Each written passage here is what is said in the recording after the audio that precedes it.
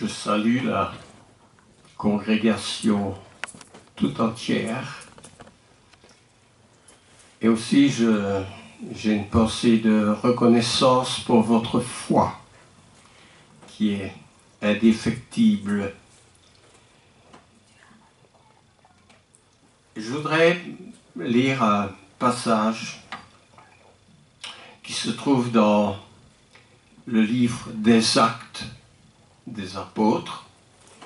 Et dans ce livre des Actes, au chapitre 24, c'est vers la fin des Actes, là où l'apôtre Paul se trouve accusé. Accusé bien sûr parce que il a prêché, il a osé dire la vérité,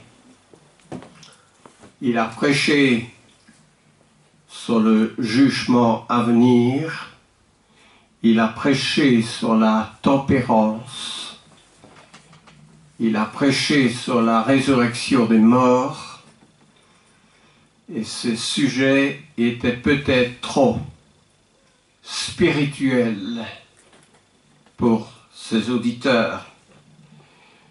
Ceux qui l'ont accusé étaient des Juifs, les Juifs qui n'ont jamais digéré le fait que l'apôtre Paul, qui était un conducteur parmi les Juifs, est passé, comme on dit, à l'autre bord, du côté des chrétiens. Alors, ils viennent avec des accusations, parce que les autorités, ce sont les Romains, et quand il y a eu le tumulte, bien sûr, comme dans tout tumulte, la police intervient. À cette époque, la police, c'était les Romains, l'armée romaine. Et alors, les Romains veulent entendre les deux côtés, le pourquoi il y a ce tumulte. Et les Juifs disent, nous avons trouvé cet homme. Donc, je suis en Actes, chapitre 24. Et dans le verset 5, nous avons trouvé cet homme qui est une peste, qui excite des divisions parmi tous les Juifs du monde, qui est le chef de la secte des Nazaréens et qui même a tenté de profaner le temple. Nous l'avons arrêté et nous avons voulu le juger selon notre loi. Et au verset 13, l'apôtre Paul dit à Lysias, celui qui détient le pouvoir parmi ces Romains, il ne saurait, c'est-à-dire les Juifs, il ne saurait prouver ce dont il m'accuse. Maintenant, je t'avoue bien que je sers le Dieu de mes pères, selon la voie qu'ils appellent une secte, croyant tout ce qui est écrit dans la loi et dans les prophètes, et ayant en Dieu cette espérance comme ils l'ont eux-mêmes, qu'il y aura une résurrection des justes et des injustes. Ils croyaient peut-être cela, mais cela n'avait pas bon goût quand ces choses étaient incluses dans la prédication de l'apôtre Paul. Alors, Paul est qualifié d'être le chef d'une secte, parce que l'Église était qualifiée à cette époque-là d'être une secte. La secte des Nazaréens. Dans le passage qu'on vient de lire, ce mot secte s'y trouve à 2 reprises. Le chef de la secte des Nazaréens. Nazaréens, bien sûr, venant du nom de Nazareth, d'où était la ville où Jésus avait passé une grande partie de sa vie. Mais comme il est dit aussi dans Jean, pouvait-il venir quelque chose de bon de Nazareth? Déjà que cette ville se trouvait dans le nord du pays, du fait que cette ville était habitée par beaucoup d'étrangers, cette ville n'avait pas une très bonne réputation. Alors, quelques chapitres plus loin, au chapitre 28, évidemment quand je vais dans le verset 22, ce chapitre est très intéressant. Paul est conduit à Rome pour être jugé. Il se trouve dans l'île de Malte, puis il arrive à Rome, évidemment sous bonne garde. Et là, il loue une maison dans laquelle il peut recevoir des invités. Il peut recevoir les frères en Christ qui habitent la ville de Rome. Et il invite aussi les Juifs, parce que Paul se rend toujours en priorité vers les Juifs pour essayer de plaider Jésus-Christ au sein de ceux qui devraient le connaître, puisqu'ils ont reçu la loi et les prophètes. Et il se trouve dans une maison accompagné d'un soldat qui le garde. Et quand je vois dans le verset 22, les Juifs lui disent « Nous voudrions apprendre de toi ce que tu penses, car nous savons que cette secte rencontre partout de l'opposition. » Et lui fixèrent un jour pour se rencontrer. Cette secte rencontre partout de l'opposition. Alors, ça nous interpelle un peu, ou peut-être nous trouvons étrange que l'Église, dans les premiers temps, était reconnue comme une secte, parce que elle n'adoptait pas la religion courante, qui était presque une religion d'État, le judaïsme. Alors, l'apôtre Paul leur dit qu'il voudrait, bien sûr, regardez le verset qui suit, lui fixèrent un jour et plusieurs vinrent le trouver dans son logis. Paul leur annonça le royaume de Dieu en rendant témoignage et en cherchant par la loi de Moïse et par les prophètes à les persuader de ce qui concerne Jésus. Et l'entretien dura depuis le matin jusqu'au soir. Paul voulait les persuader en ce qui concerne Jésus.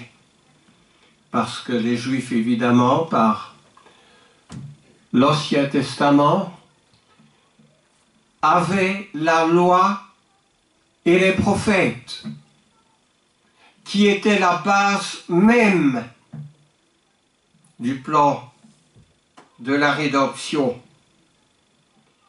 Mais nous nous posons peut-être la question, qu'est-ce que la loi et les prophètes peuvent attester concernant Jésus-Christ?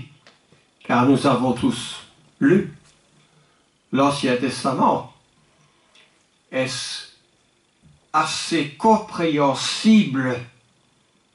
Les passages qui relèvent de la venue d'un Rédempteur peuvent attester la venue et la foi en Jésus. Eh bien, rappelons-nous quand Philippe rencontre Nathanaël, c'est dans l'évangile de Jean au chapitre 1er. Eh bien là, on va aller dans l'évangile de Jean au chapitre 1er. Pour ceux qui ont une Bible ouverte. Alors, qu'est-ce que nous y lisons en 1 Jean? Eh bien, en 1 Jean, nous lisons ceci. Quand on va au verset 49 et même 46, Nathanaël dit à Philippe, parce que Philippe, au verset précédent, lui dit « Nous avons trouvé celui de qui Moïse a écrit dans la loi et dont les prophètes ont parlé, Jésus de Nazareth, fils de Joseph. » Donc nous avons trouvé celui de qui les prophètes et la loi ont parlé. Et c'est à ce moment-là que Nathanaël lui dit, peut-il venir quelque chose de beau de Nazareth? Et Philippe lui dit, viens et vois. Eh bien, selon ce passage, Philippe atteste que, au regard de la loi et des prophètes, Jésus de Nazareth, fils de Joseph, était annoncé. Alors,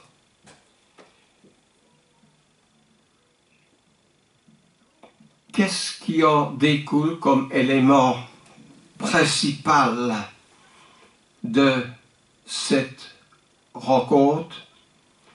Eh bien, regardez dans le verset 49 encore, Nathanaël répondit et lui dit, Rabbi,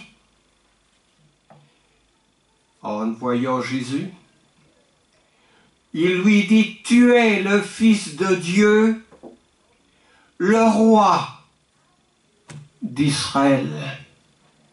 Dites-moi où est-ce que Nathanaël a été trouvé cela, n'est-ce pas? Nathanaël n'était pas encore à ce moment-là quelqu'un du groupe de Jésus. Il n'était pas instruit par les apôtres, il rencontre simplement Jésus et lui dit, tu es le Fils de Dieu, le roi d'Israël.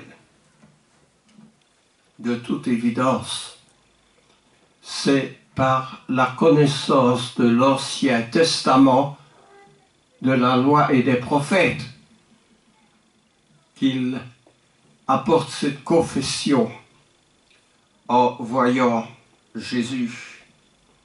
Cette confession dans les Écritures est-elle unique? Alors, ça, c'est une confession qui est faite au début du ministère de Jésus, n'est-ce pas? Quand il arrive, il se présente devant Philippe, devant Nathanaël, et puis après viennent les autres apôtres qui viennent se grouper. Mais nous avons une autre confession. À la fin du ministère de Jésus, Jésus est accusé, il est conduit à la croix. Sur la croix, il y a quelques petites choses qui sont décrites à la fin de l'évangile de Matthieu, de Marc, de Luc, de Jean. Des petites choses dont nous connaissons. Et puis Jésus, après avoir effectué un grand souffle, rendit l'esprit. C'est-à-dire qu'à partir de ce moment précis, Jésus meurt sur la croix. Et là, il y a une autre confession qui est faite. Vous voyez laquelle? Le Romain. Non, c'est pas le Romain? Oui, par le centenier qui dit « Assurément, cet homme était fils de Dieu. » N'est-ce pas? Et puis, il y a une confession au milieu du ministère de Jésus, n'est-ce pas? Quand Jésus pose la question « Qui dit-on que je suis ?» Jean-Baptiste, les autres disent Élie, et il y a beaucoup de témoignages, mais Pierre, qu'est-ce qu'il dit Pierre? Tu es le Christ, le Fils du Dieu vivant. Et par ceux qui sont attentifs au personnage Jésus. Oh, je cite 3 confessions, vous savez, il y en a bien d'autres. Mais les confessions des hommes sincères, que ce soit de quelqu'un qui rencontre Jésus, que ce soit quelqu'un du groupe de Jésus, comme Pierre, ou que ce soit un païen, un non-juif, à la fin de sa vie, toutes ces confessions sont unanimes, elles concordent.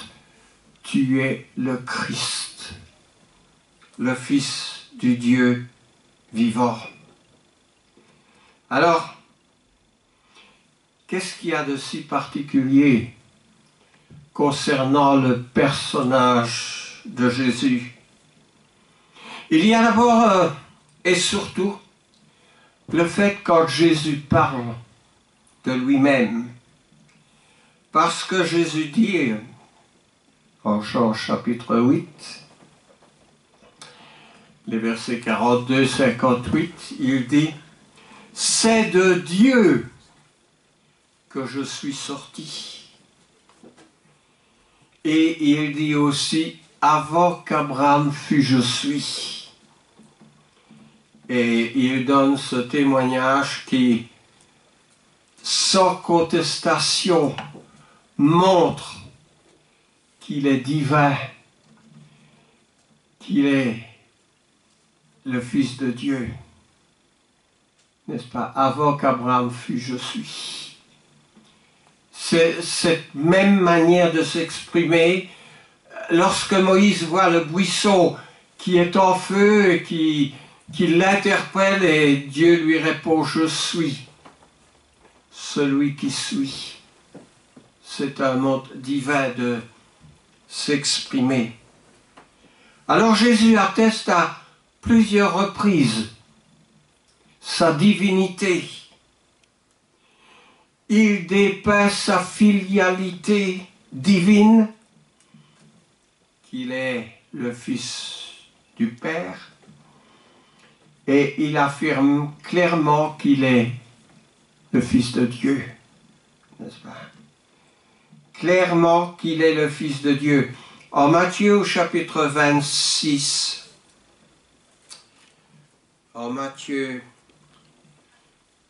au verset 26, pour ceux qui ont le passage, eh bien, que lisons-nous à partir du verset 59?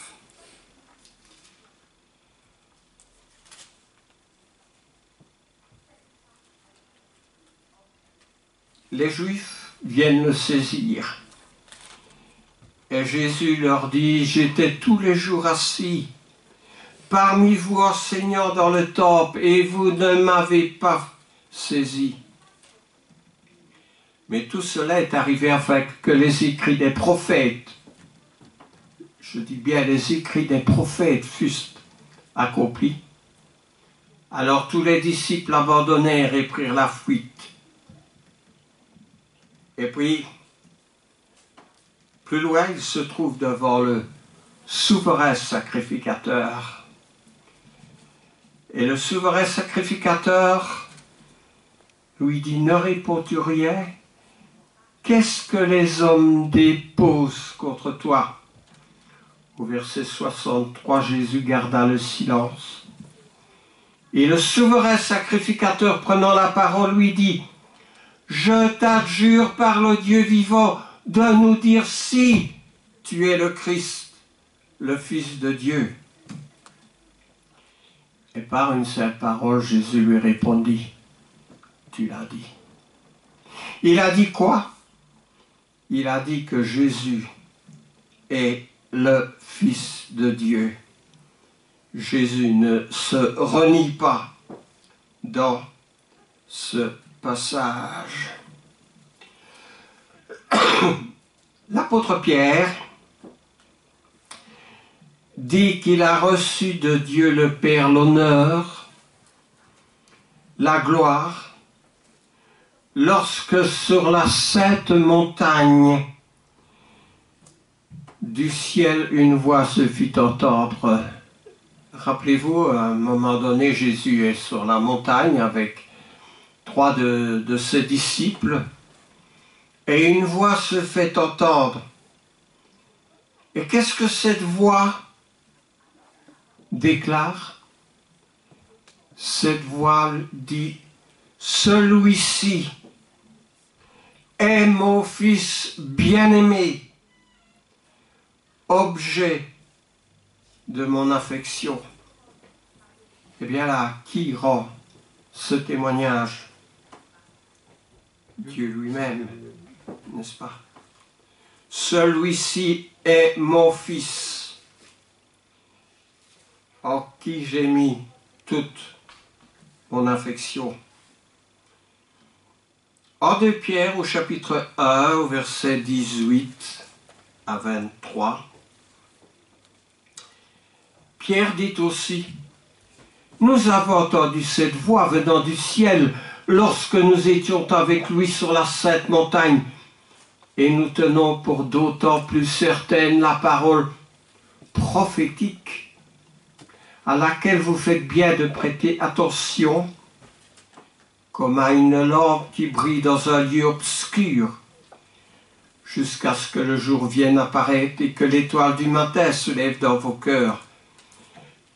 Sachant tout d'abord vous-même qu'aucune prophétie de l'Écriture ne peut être un objet d'interprétation particulière, car ce n'est pas par une volonté d'homme qu'une prophétie ait jamais été apportée, mais c'est poussé par le Saint-Esprit que des hommes ont parlé de la part de Dieu. Donc, c'est pour ça que nous disons que les Écritures sont inspirées de Dieu, n'est-ce pas? Ce n'est pas des paroles d'hommes, mais des paroles venant de Dieu lui-même par l'Esprit. Alors, la première prophétie de la Bible, parlant de Jésus, n'est-ce pas, qui se trouve en Genèse au chapitre 3, qu'est-ce que cette prophétie atteste? Eh bien, cette prophétie atteste que celui qui anéantira Satan naîtra d'une vierge. Alors, dans ce passage, Jésus est appelé la postérité de la femme. N'est-ce pas? Vous savez, en hébreu, parce que l'Ancien Testament est écrit en hébreu, Quand on parle de la postérité de la femme, on parle de la semence de la femme. De la semence de la femme. Mais on ne peut attribuer à la femme aucune semence. Parce que la femme ne porte pas de la semence, mais la semence vient de l'homme. Elle la reçoit de l'homme. Alors, dans Matthieu, quand cette prophétie est réitérée au début de l'évangile de Matthieu, il y a un ange qui interpelle Joseph. Et vous allez voir la relation. Joseph, fils de David, ne crains pas de prendre avec toi Marie, ta femme, car l'enfant qu'elle a conçu vient du Saint-Esprit. Elle enfantera un fils et tu lui donneras le nom d'Emmanuel, le nom de Jésus. C'est lui qui sauvera son peuple de ses péchés. L'enfant qu'elle a conçu vient du Saint-Esprit. Alors si Marie n'a pas reçu la semence de l'homme qui devient son mari Joseph, elle a reçu, dit la parole, du Saint-Esprit. Tout cela arriva afin que s'accomplisse ce que le Seigneur avait annoncé par le prophète. Voici, la Vierge sera enceinte, elle enfantera un fils, et on lui donnera le nom d'Emmanuel, ce qui signifie Dieu avec nous. L'Ancien Testament n'est pas avare de présenter Jésus et de donner quelques détails concernant sa naissance jusqu'à la ville d'où il naîtra, qui est Bethléem. Nous trouvons cela en Michée et beaucoup d'autres choses. Dieu avec nous. On lui donnera le nom d'Emmanuel, ce qui signifie Dieu avec nous. Et moi, je pose cette question. Est-ce que nous sentons la présence de Dieu avec nous, en nous? L'apôtre Paul, lui, la sentait. L'apôtre Paul dit, ce n'est plus moi qui vis, c'est Christ qui vit en moi. Voilà ce qu'avait déclaré le chef de la secte des Nazaréens, qui est l'apôtre Paul. Alors, nous trouvons Jésus, le moment venu, qui dit à Pierre, sur la confession de Pierre, moi je te dis que tu es Pierre, et que sur cette pierre, je bâtirai mon église. Autrement dit, tu es Pétros avec un P majuscule, et sur cette Pétra, qui signifie une pierre, je bâtirai mon église, parce que l'église est bâtie sur le roc, sur quelque chose de solide. Et Jésus a dit, ajoute, les portes du séjour des morts ne prévaudront point contre elle. Qu'est-ce que ça veut dire, les portes du séjour des morts ne prévaudront point contre elle? Quand vous allez dans la littérature ancienne, la littérature grecque, vous trouvez dans l'Odyssée de Homère cette expression qui se trouve souvent dans la littérature grecque, les portes de la mort. Les portes de la mort, n'est-ce pas? On dit cela pour le... Je sais que j'utilise des grands mots pour l'Hadès, pour le Sheol, qui est tout simplement le séjour des morts, Autrement dit, la mort n'aura pas de puissance contre mon Église. La mort n'a pas eu de puissance contre Jésus. Il est ressuscité des morts et la Bible dit, Jésus qui est ressuscité des morts ne meurt plus. Et ça veut dire que si nous sommes avec Jésus, en Jésus, nous ne mourrons pas non plus. La mort n'a plus de pouvoir sur nous. Je ne parle pas d'une mort physique, mais la mort n'a plus de pouvoir sur nous, parce que nous appartenons à Christ.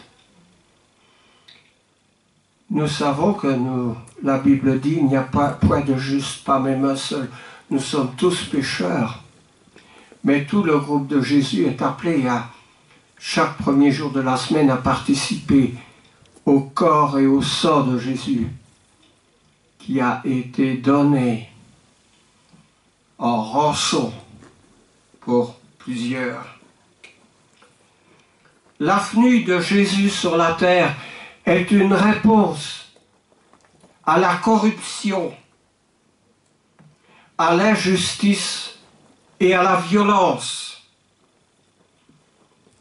qui engendrent le désespoir et la misère parmi les êtres humains. Ai-je besoin de mentionner les enfants esclaves qui se retrouvent par milliers sur cette terre? Ai-je besoin de mentionner la servitude sexuelle à laquelle un grand nombre aussi sont captifs, prisonniers? Ai-je besoin de mentionner les guerres fratricides sur cette planète? Eh bien, l'œuvre du Nazaréen est venue pour donner la vie à ceux qui veulent bien le reconnaître comme étant le Rédempteur, le Libérateur. Et tout cela fait partie de l'œuvre rédemptrice. Dans les premières pages de la Bible, les écrivains inspirés feront apparaître ce plan de la rédemption. L'Ancien Testament contiendra beaucoup, des centaines d'indications sur la venue de Jésus et pas moins de 55 prophéties qui concernent la venue de Jésus et qui trouveront leur accomplissement. À la fin de l'évangile de Luc, Jésus leur dit, « C'est là ce que je vous disais lorsque j'étais encore avec vous, qu'il fallait que s'accomplisse tout ce qui est écrit de moi dans la loi, dans les psaumes et dans les prophètes. » Eh bien, la loi, les psaumes et les prophètes, c'est tout l'Ancien Testament. Mais Pierre dit aussi, et je voudrais attirer mon attention vers la fin de l'étude, en 2 Pierre chapitre 2, versets 1 à 3, « Il y eut parmi le peuple de faux prophètes, et il y aura de même parmi vous de faux docteurs, qui enseigneront des sectes pernicieuses, et qui, reniant le maître qui les a rachetés, attireront sur eux une ruine soudaine. Plusieurs les suivront dans leur désolation, et la voie de la vérité sera calomniée à cause d'eux. » Alors, des sectes pernicieuses. Qu'est-ce que c'est que des sectes pernicieuses? Des sectes qui enseignent des hérésies. Quand je vais au dictionnaire, des sectes nuisibles, nuisible veut dire nuisible à la santé, nuisible d'un point de vue moral, nuisible d'un point de vue social, et tout cela est renfermé dans le terme malsain. Je ne sais pas si vous avez vu une émission cette semaine, elle a passé 2 fois sur la télévision belge, qui interpelle le public au sujet des sectes. Non pas des sectes qui se trouvent à l'étranger, mais des sectes qui se trouvent en Belgique. Ces sectes existent menées par des gourous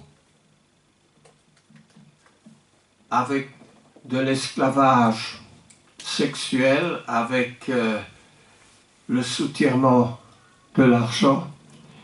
Et ces sectes existent plusieurs sous le nom de Église protestante et sous le nom de reconnu par la communauté de Bruxelles-Wallonie et subsidiée. Alors, cette équipe de la RTB est allée trouver bien sûr les parquets, les tribunaux, et personne jusqu'à présent n'a réagi. Même pas pour ceux qui devraient être poursuivis d'avoir, je dis l'expression, tripoté les enfants. Cela paraît aberrant. Mais cette équipe de la RTB a été profonde. Elle est allée jusqu'aux racines de ces choses auxquelles elle a rencontré de l'hostilité, de l'indifférence. Alors, l'équipe de la RTB est allée en France, parce qu'en France, il y a une association gouvernementale contre les sectes. Et l'équipe de la RTB ont dit, mais ces gens, est-ce qu'ils ont des ramifications en France? Et le gouvernement français a dit, mais oui, ils ont des ramifications. Ils ont été dans un dossier, ils ont ouvert, ils ont montré que ces sectes en France n'étaient pas tolérées. En Belgique, c'est toléré. C'est aberrant. Mais là, en France, ils ont été rechercher le dossier de la secte parmi 600 dossiers. Ce qui veut dire que dans l'Hexagone, en France, et en Belgique, et ces sectes ont des ramifications, il existe 600 sectes. Alors, j'ai tiré un dossier sur les sectes et quelque chose m'est apparu, c'est que ces sectes rencontrent des besoins des gens en tout genre. Parce que partout, bien sûr, ces gens ont une certaine religiosité, une certaine spiritualité, et leur recherche un courant ésotérique, un autre courant, etc. Donc bien sûr, dans toutes ces sectes, elles rencontrent tout ce que les gens voudraient obtenir, mais pas nécessairement ce que Christ voudrait leur donner. Alors j'ouvre ici, dans un des dossiers, le top des 15 sectes les plus dangereuses du monde. Et il dit d'abord des milliards de personnes à travers le monde sont croyantes. Croire peut apporter le soutien dont certaines personnes ont besoin, mais si elles atterrissent dans un mauvais groupe, cela peut aussi leur coûter la vie. Nous avons découvert que certains groupes religieux constituent une grande menace pour leurs membres, et ce soit à cause de l'influence qu'ils exercent sur eux, soit parce qu'ils les poussent au meurtre ou au suicide. Voilà le dossier. ces sectes sont dans notre pays. On ne fait pas une chose comme les Juifs de Béry font. Les Juifs de Béry, contrôlés par la parole, quand l'apôtre Paul venait pour voir si ce que Paul disait était exact à la parole. Mais aujourd'hui, trop souvent, on veut s'instruire, on va à l'église le dimanche, mais on s'instruit partout où on parle de religion.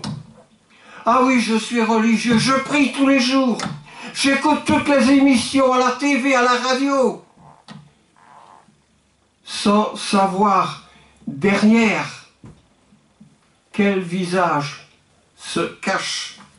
Alors vous savez, c'est aberrant quand je trouve des sectes. Christ est salué, car la TV, la radio et même la presse écrite sont interdites aux fidèles de ces sectes-là. Les jeunes sont séparés de leurs parents et ils doivent donner une contribution équivalente au 10e de leurs revenus. De nombreux fidèles sont décédés car ils n'étaient pas autorisés à se rendre chez un médecin ou à l'hôpital. Ils ont été pris en charge par les guérisseurs de la secte et avec toutes les conséquences que cela entraîne.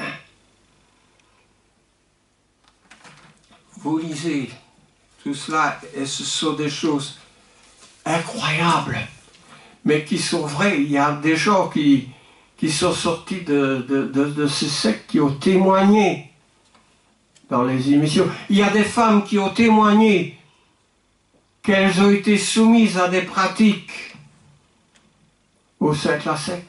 Et bien sûr, quand la RTB arrive et interroge auprès de cette secte, on dit « Oh non, ah, nous n'avons jamais fait quelque chose comme ça ». Alors qu'il y a un grand nombre de personnes de toutes les régions qui témoignent que cela s'est passé. Et les autorités ne font rien. Mais la RTB espère avec ce témoignage pouvoir faire bouger les choses. J'ai prêché aujourd'hui contre ce qu'on appelle une secte au départ.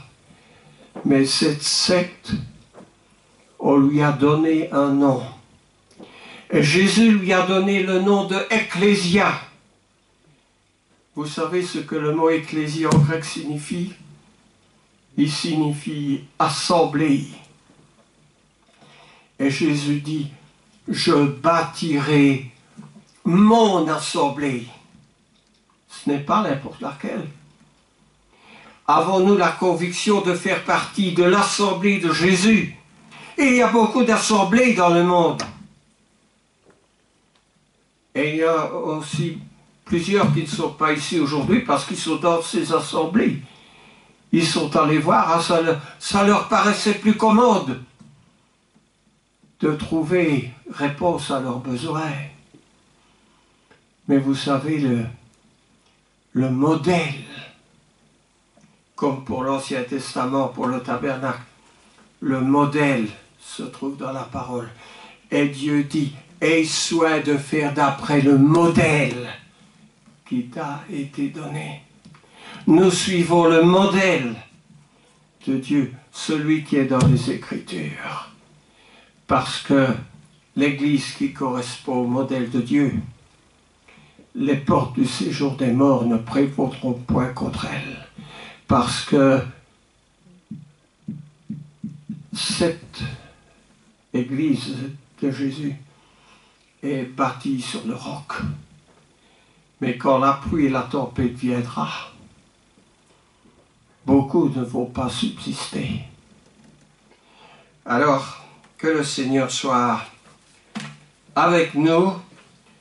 Je sais que les prédications qui vont sur les réseaux sociaux sont vérifiées, mais je sais aussi que ce que je dis correspond à la réalité.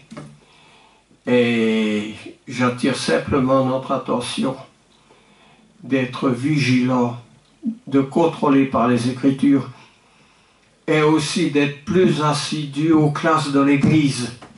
Parce que si nous n'avons pas la connaissance de Dieu, nous ne pourrons pas discerner le vrai du faux. Et alors nous risquerions, comme ces Juifs auxquels Jésus leur a dit, « Maudits, vous ne connaissez pas les Écritures. » On croit connaître les Écritures, mais attention, il faut y consacrer beaucoup de temps et Dieu nous donne le temps. À nous de choisir. Amen. Amen.